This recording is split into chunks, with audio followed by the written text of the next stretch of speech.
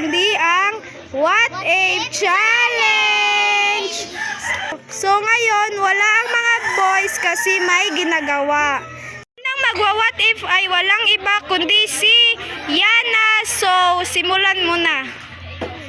What if pinili ka lang niya kasi no choice mo siya para kay Sisi? Oh!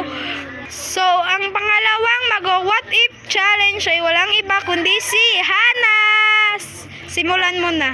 What if feeling close ka lang sa kanila at di ka itinuring bilang kaibigan para kay Yana? Oh! So, ang pangatlong magwa-what if challenge ay walang iba kundi si Sintin. What if pinakausap ka lang niya sa Oh! So, ang Yana para kay Yana? So, ang pangalawang what if kay Aliana Nicole para kay Sintin.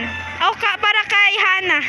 What if hindi talaga kayo para sa isa't isa? Oh! Ang sunod na isa lang ay walang iba kundi si Krisha at si Maricel! Ang unang magwa-what if challenge ay walang iba kundi si Krisha. Simulan mo na. Oh! So, Di pala sila masaya tuwing sasama ka sa galan. oh! Ang pangatlong magsasalang ay walang iba kundi si Dayan at saka si Petros. Ang unang magwa-what if challenge ay walang iba kundi si Petros. Simulan mo na. What if nakikibinong ka lang sa kanila?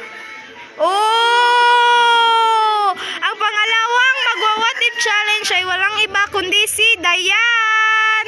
What if nagkukunwari na lang silang masaya tuwing kasama kanila? Oh!